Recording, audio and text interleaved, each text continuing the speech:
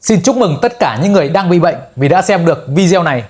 Bởi vì ngay sau đây thì Hoàng Thuận sẽ tiết lộ cho các bạn được biết một cái phương thức có thể chữa lành hầu hết mọi loại bệnh tật. Đó chính là nhịn ăn dài ngày. Dung dược bất như giảm khẩu. Khi bị bệnh thì dùng thuốc không bằng nhịn ăn. Khi các bạn đã hiểu và biết cách áp dụng phương pháp này rồi thì các bạn sẽ không còn phải lo lắng trước mọi loại bệnh tật nữa. Không còn phải lo tốn tiền để chạy chữa thuốc thang. Và thậm chí cái phương pháp này nó còn giúp các bạn tiết kiệm được tiền trong thời gian các bạn áp dụng. Bởi vì chúng ta nhịn ăn mà, đâu cần phải bỏ tiền ra để mua thực phẩm để ăn nữa đâu. Và cuối video thì Hoàng Thuận sẽ giúp các bạn hiểu tại sao một cái phương thức có thể chữa lành được hầu hết mọi loại bệnh tật mà hệ thống y tế bệnh viện Tây Y và các tập đoàn công nghiệp hóa dược phẩm lại không muốn áp dụng cho bệnh nhân của mình.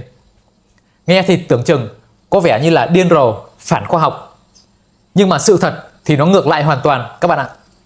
Lát thì các bạn sẽ hiểu cái phương pháp này nó có đầy đủ cơ sở khoa học xác đáng để các bạn tin theo và áp dụng. Bản thân Hoàng Thuận đã từng nhịn ăn liên tục trong vòng 13 ngày. Thực tế là bản thân mình đã trải qua. Cho nên là hôm nay Hoàng Thuận mới tự tin đứng ở đây để chia sẻ lại cho mọi người cùng được biết. Bây giờ thì Hoàng Thuận sẽ giúp các bạn hiểu rõ tại sao cái phương pháp nhịn ăn dài ngày này nó lại có thể giúp chúng ta chữa lành được hầu hết mọi loại bệnh tật. Thì Hoàng Thuận sẽ dựa vào 3 cái công trình nghiên cứu về sinh lý học và y khoa được trao thưởng giải Nobel nổi tiếng ở trên thế giới này. Có nghĩa là hầu hết tất cả những nhà khoa học trên thế giới này phải công nhận. Thứ nhất, đó là giải Nobel năm 1927 trao cho vị bác sĩ người Áo Julius Warner Jaurès. Và thứ hai, đó là giải Nobel năm 1931 trao cho vị tiến sĩ nước Đức Otto Warburg. Và thứ ba, đó là giải Nobel hiện đại được trao thưởng gần đây nhất năm 2016 trao cho vị giáo sư người Nhật Yoshinori Ohsumi. Đến đây thì Hoàng Thuận muốn các bạn cần phải lấy giấy bút ra để ghi chép lại những cái kiến thức mà ngày hôm nay Hoàng Thuận chia sẻ với các bạn ở trong video này. Bởi vì thực sự những cái kiến thức ngày hôm nay nó rất quan trọng, cần thiết và cực kỳ hữu ích để bạn áp dụng từ giây phút này trở đi cho tới hết phần đời còn lại. Bất kỳ khi nào cơ thể của bạn bị bệnh thì các bạn hãy lấy những kiến thức này ra áp dụng. Chúng sẽ giúp ích được cho bạn rất nhiều. Thực trạng hiện tại là chúng ta đang lướt xem quá nhiều thông tin nhưng mà không ghi chép lại. Cho nên là chỉ một thời gian ngắn sau là đã quên gần hết, chỗ nhớ chỗ quên. Sau là đến lúc cần tìm đến thì lại không biết tìm ở đâu. Và mục đích của Hoàng Thuận ghi chép những từ khóa chính lên trên đây, kết hợp với việc truyền tải kiến thức bằng giọng nói âm thanh tới các bạn, nhằm mục đích là để những cái kiến thức này nó đến với các bạn thông qua cả hai con đường là hai tai lắng nghe và hai mắt quan sát. Như vậy thì những cái kiến thức này nó sẽ khắc sâu vào trong bộ nhớ, trong trí não của các bạn. Các bạn sẽ ghi nhớ những kiến thức này được lâu hơn. Sau này các bạn sẽ đỡ mất thời gian để tìm lại xem lại. Rồi, chúng ta sẽ tiếp tục. Vậy thì phương pháp nhịn ăn dài ngày này nó có liên quan gì đến 3 công trình nghiên cứu đoạt giải Nobel khác nhau này? Thì chúng ta sẽ đến với giải Nobel năm 1927 trước đi. Đây là công trình nghiên cứu về ứng dụng liệu pháp tăng thân nhiệt trong điều trị bệnh của vị bác sĩ Julius Warner Jaurès. Thì ông ấy đã quan sát và phát hiện ra rằng khi cơ thể con người chúng ta này bị sốt cao, tức là nhiệt độ của toàn bộ cơ thể này tăng lên, thì hầu hết mọi loại bệnh tật đều bị đẩy lùi. Cho nên là ông Julius Warner Jaurès này đã tìm ra cách tạo ra một cơn sốt nhân tạo bằng cách đó là tiêm trực tiếp ký sinh trùng sốt rét vào trong cơ thể của bệnh nhân bị bệnh giang mai thần kinh. Đây là một căn bệnh mà y học thời đó bó tay, được cho là án tử hình đối với những ai bị mắc phải. Và các bạn biết kết quả sau đó thế nào không ạ?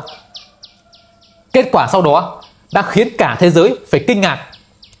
Những đợt sốt rét kéo dài đã giết chết xoắn khuẩn giang mai ở trong não. Bệnh nhân sau đó đã khỏi bệnh, phục hồi hoàn toàn trước sự ngỡ ngàng của cả ngành y học thời bấy giờ. Mà điều thực tế mà Hoàng Thuận đã nhận thấy được từ cái đợt mình nhịn ăn liên tục trong vòng 13 ngày, đó là chúng ta không cần phải tiêm ký sinh trùng sốt rét vào trong cơ thể để tạo ra cơn sốt nhân tạo để nâng nhiệt độ của cơ thể này lên. Mà khi chúng ta áp dụng phương pháp nhịn ăn dài ngày đúng cách thì nhiệt độ của toàn bộ cơ thể này cũng tăng lên. Và đó chính là cơ sở khoa học đầu tiên cho thấy cái phương pháp nhịn ăn dài ngày này nó có thể giúp chúng ta chữa lành, đẩy lùi hầu hết mọi loại bệnh tật. Các bạn hãy nghiệm lại đi. Có phải là khi thân nhiệt của các bạn hạ thấp, như là khi các bạn uống nước đá lạnh, các bạn bị nhiễm nước mưa lạnh, các bạn bị trúng gió, nhiễm hàn khí, thì điều gì sẽ xảy ra với cơ thể của bạn? Có phải là cơ thể của bạn sẽ rất dễ bị cảm cúm, bị ốm, bị hắt hơi, bị viêm họng, đúng không ạ? Chính xác là như vậy. Đến đây thì các bạn đã hiểu tại sao mà những người thường xuyên vận động, tập thể dục, chạy bộ, tập yoga này, hay là thường xuyên tắm nắng, xông hơi, thì cơ thể của họ thường khỏe mạnh và dẻo dai, ít bị bệnh tật rồi chứ. Bởi vì họ đang làm cho thân nhiệt của họ tăng lên. Rồi, chúng ta sẽ sang giải Nobel năm 1931 trao cho vị tiến sĩ Otto Warburg. Thì công trình nghiên cứu của ông ấy đã phát hiện ra được những đặc điểm, điểm yếu và nguyên nhân hình thành của tế bào ung thư. Đó chính là tế bào ung thư nó chính là những tế bào kỵ khí, thích hợp phát triển ở một môi trường axit, và nhu cầu sử dụng đường của tế bào ung thư nó cao hơn tới 18 lần so với tế bào khỏe mạnh bình thường của cơ thể này. Cho nên mới có câu nói là tế bào ung thư nó rất thích đường. Hay nói ngắn gọn, một môi trường chứa đầy đường gluco, axit và thiếu oxy thì đó chính là thiên đàng dành cho tế bào ung thư nó phát triển mạnh mẽ. Vậy khi các bạn nhịn ăn dài ngày thì có nghĩa là các bạn đang cắt giảm nguồn cung đường gluco cho tế bào ung thư, ngưng hoàn toàn. Như vậy thì tế bào ung thư nó sẽ không có nhiên liệu để phát triển. Đây chính là điều bất lợi, xui xẻo thứ nhất cho tế bào ung thư. Và khi chúng ta thực hiện phương pháp nhịn ăn dài ngày đúng cách thì nhiệt độ của cơ thể này tăng lên. Nó sẽ dẫn đến việc là quá trình tuần hoàn lưu thông máu diễn ra tốt hơn, thuận lợi hơn. Như vậy thì lượng oxy mà chúng ta hít vào ở phổi này sẽ được máu đem đi vận chuyển tới khắp mọi ngóc ngách nẻo đường trên người của chúng ta, trên thân thể này. Có nghĩa là chúng ta đang tạo ra một môi trường chứa đầy oxy bủa vây xung quanh các tế bào ung thư. Và đó chính là cái điều bất lợi, xui xẻo thứ hai dành cho tế bào ung thư. Nó chính là một môi trường giàu oxy. Đồng thời, khi quá trình tuần hoàn lưu thông máu nó diễn ra tốt như vậy thì nó sẽ giúp là rửa trôi các chất thải axit và giúp loại bỏ, đào thải những chất thải axit này ra khỏi cơ thể của chúng ta thông qua tất cả các lỗ ở trên người từ đầu tới chân và tay này. Như vậy thì độ pH của cơ thể này sẽ được đưa về trạng thái quân bình và độ pH của máu sẽ trở về mức độ pH bình thường của người khỏe mạnh, dao động trong khoảng từ 7,35 cho tới 7,45. Độ pH này có tính hơi kiềm nhẹ. Như vậy, đây chính là điều bất lợi, xui xẻo thứ ba dành cho tế bào ung thư. Đó là một môi trường kiềm. Tóm lại, khi các bạn thực hiện phương pháp nhịn ăn dài ngày thì có nghĩa là các bạn đang tấn công vào 3 cái điểm yếu chí mạng của tế bào ung thư. Và đó chính là cơ sở khoa học thứ hai cho thấy cái phương pháp nhịn ăn dài ngày này nó có thể giúp chúng ta chữa lành được hầu hết mọi loại bệnh tật, bao gồm cả bệnh ung thư. Đến đây thì các bạn cũng đã hiểu tại sao mà những người uống nhiều bia rượu, uống nhiều nước ngọt, sử dụng nhiều đường tinh luyện hay là ăn nhiều thịt đỏ thì dễ bị bệnh rồi chứ. Bởi vì những thực phẩm này khi vào trong cơ thể của chúng ta, chúng sẽ tạo ra một môi trường axit thích hợp cho tế bào ung thư nó phát triển. Rồi, chúng ta sẽ đến với giải Nobel năm 2016 trao cho vị giáo sư Yoshinori Ohsumi. Thì công trình nghiên cứu của ông ấy đã phát hiện ra được cơ chế tự thực bào autophagy của cơ thể này.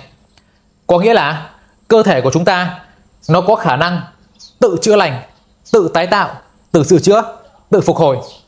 Và đặc biệt, cái cơ chế autophagy tự thực bào này nó diễn ra một cách mạnh mẽ nhất, hiệu quả nhất khi cơ thể của chúng ta ở trạng thái đói. Khi đó thì các loại virus, vi khuẩn, vi trùng, ký sinh trùng ngoại lai xâm nhập vào trong cơ thể này. Các tế bào già cỗi, tế bào hư hỏng, tế bào đột biến cả tế bào ung thư và các mô dư thừa thì sẽ được đem ra xử bắn, bị phân hủy, chuyển thành năng lượng nuôi sống toàn bộ cơ thể. Vậy khi bạn áp dụng phương pháp nhịn ăn dài ngày thì có nghĩa là bạn đang để cho cơ thể của mình được đói. Đồng thời, bạn cũng đã nhấn vào cái nút bật kích hoạt công tắc autophagy tự thực bào này diễn ra một cách mạnh mẽ nhất, hiệu quả nhất. Và đây chính là cơ sở khoa học thứ ba cho thấy cái phương pháp nhịn ăn dài ngày này nó có thể giúp chúng ta xử lý, chữa lành và loại bỏ hầu hết tất cả mọi loại bệnh. Đến đây thì Hoàng Thuận chúc mừng các bạn thêm một lần nữa, bởi vì các bạn đã có được tất cả những kiến thức ở đây. Đây là điều mà Hoàng Thuận ước gì 8 năm trước có người chia sẻ và nói cho Hoàng Thuận biết một cách chi tiết, cụ thể và hệ thống như thế này. Thì bản thân Hoàng Thuận đã không mất quá nhiều thời gian, tiền bạc, công sức theo Tây y sử dụng thuốc thang và trị bệnh trên chính cơ thể của mình. Bản thân Hoàng Thuận ngày trước thì cũng giống đại đa số các bạn ở đây, là từ bé đến lớn thì mình đều tin tưởng 100% vào cách trị bệnh của Tây y. Nhưng mà cho đến khi bệnh tật thực sự nó xảy ra trên chính cơ thể của mình, và sau nhiều năm tháng theo Tây y sử dụng thuốc thang, bệnh nó không khỏi, Hoàng Thuận mới nhận ra một điều, đó là thuốc Tây nó không giúp bản thân của mình xử lý khỏi hoàn toàn được bệnh. Ngược lại, nó còn khiến cho bản thân của mình bị thêm nhiều căn bệnh mới do chính tác dụng phụ của thuốc Tây gây ra. Sau nhiều năm tháng theo Tây y trị bệnh, nó không khỏi như vậy, tốn tiền, tốn thời gian, công sức. Thực sự nó rất là bế tắc các bạn ạ. Nhưng mà Hoàng Thuận nghĩ thế này, mình không thể nào cứ lặp đi lặp lại một hành động, một cách làm cũ mà mong chờ có một kết quả mới được. Cho nên là Hoàng Thuận đã quyết định sẵn sàng từ bỏ, không đi theo cách trị bệnh của Tây y nữa, và chuyển qua tìm hiểu áp dụng các phương pháp chữa lành tự nhiên, thay đổi chế độ ăn uống, sinh hoạt, tập luyện cho nó phù hợp với cơ thể, áp dụng phương pháp nhịn ăn dài ngày này. Thì nhờ có những kiến thức này mà bản thân Hoàng Thuận, từ một người tưởng chừng phải sống chung với bệnh, phải sử dụng thuốc Tây suốt đời, thì nhờ có các kiến thức này là 3 năm nay Hoàng Thuận đã không phải dùng đến bất kỳ một viên thuốc Tây kháng sinh nào nữa. Và nhờ có các kiến thức này thì 3 năm nay Hoàng Thuận đã không phải đến bệnh viện và không phải gặp bác sĩ.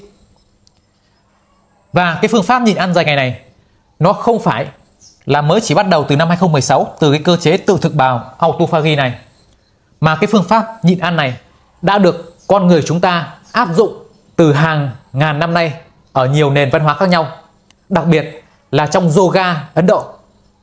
Và trong các kinh sách thì cũng có ghi lại là cả Đức Phật và Chúa Giêsu đều đã từng có những đợt trải qua kỳ nhịn ăn dài ngày.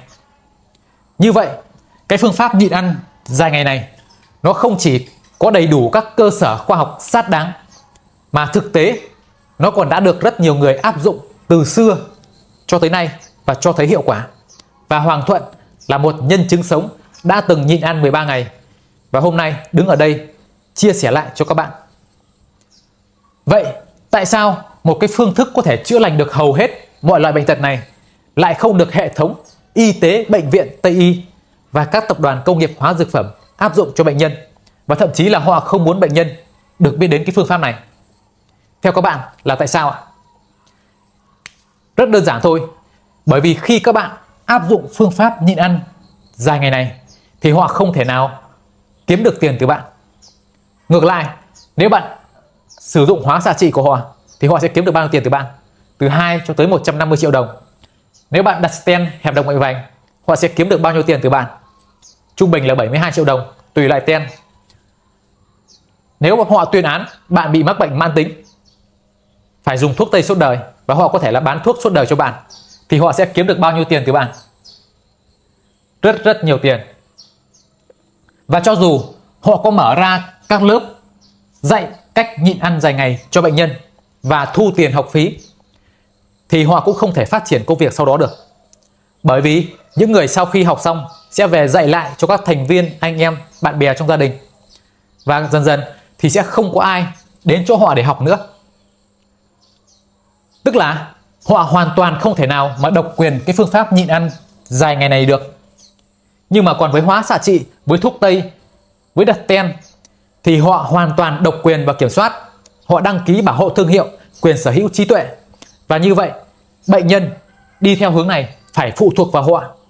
Họ có thể là kiếm được nhiều tiền nhiều lần trong cuộc đời bệnh nhân, và thậm chí là kiếm tiền suốt đời nếu bệnh nhân bị tuyên án là mắc bệnh mãn tính. Cho nên là hai hướng đi này nó đối lập nhau hoàn toàn. Tuy nhiên thì Hoàng Thuận không phủ nhận Tây y 100%. Cái gì tốt thực sự và cần thiết thì mình theo. Ví dụ như là phẫu thuật cấp cứu chấn thương tai nạn này, hay là hỗ trợ sinh đẻ cho các bà bầu, rồi khám kiểm tra sức khỏe. Nhưng còn riêng về cách trị bệnh thì cá nhân Hoàng Thuận nhé, và gia đình của Hoàng Thuận thì lựa chọn đi theo các giải pháp chữa lành tự nhiên và áp dụng phương pháp nhịn ăn dài ngày này.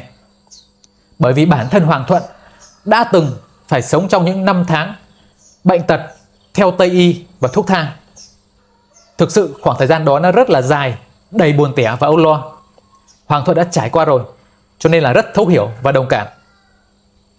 Cho nên hôm nay Hoàng Thuận đứng ở đây và chia sẻ lại những kiến thức, kinh nghiệm, trải nghiệm mà mình đã đúc rút ra, giúp mọi người được biết đến. Những kiến thức này để có được thì Hoàng Thuận đã phải mất rất nhiều thời gian và công sức trong nhiều năm tháng. Không chỉ thế, Hoàng Thuận còn phải bỏ cả tiền bạc ra để mua kiến thức, mua sách vở về đọc, nghiên cứu và tìm hiểu. Cho nên Hoàng Thuận hy vọng các bạn hãy ghi nhớ thật kỹ những kiến thức này, bởi vì nó hoàn toàn miễn phí. Hãy ghi nhớ thật kỹ và áp dụng, vận dụng vào trong cuộc sống của mình.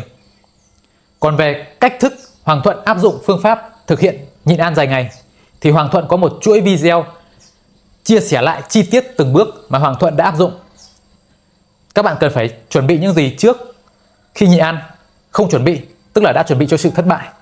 Rồi các bước thực hiện trong quá trình nhịn ăn, rồi chế độ ăn uống sinh hoạt lại sau một kỳ nhịn ăn dài ngày, nó cũng rất quan trọng. Và chuỗi video này thì sẽ giúp các bạn có thể tự mình áp dụng thực hiện phương pháp nhịn ăn dài ngày đúng cách ngay tại nhà của mình, không phải đi đâu cả. Bởi vì Hoàng Thuận hiểu không có ở đâu thoải mái bằng ngay tại nhà của mình. Cho nên nếu bạn đã thực sự sẵn sàng, nếu bạn thực sự muốn tự làm chủ sức khỏe của bản thân mình, và nếu bạn muốn được Hoàng Thuận hỗ trợ giải đáp trực tiếp, thì hãy bấm vào đường link ở phía dưới và đăng ký tham gia ngay.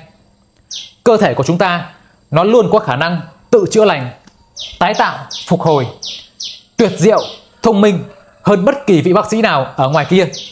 Chẳng qua là chúng ta có cung cấp cho nó các điều kiện cần thiết và đầy đủ để nó tự sửa chữa hay không mà thôi. Hoàng Thuận đã làm được, cho nên là bạn hoàn toàn có thể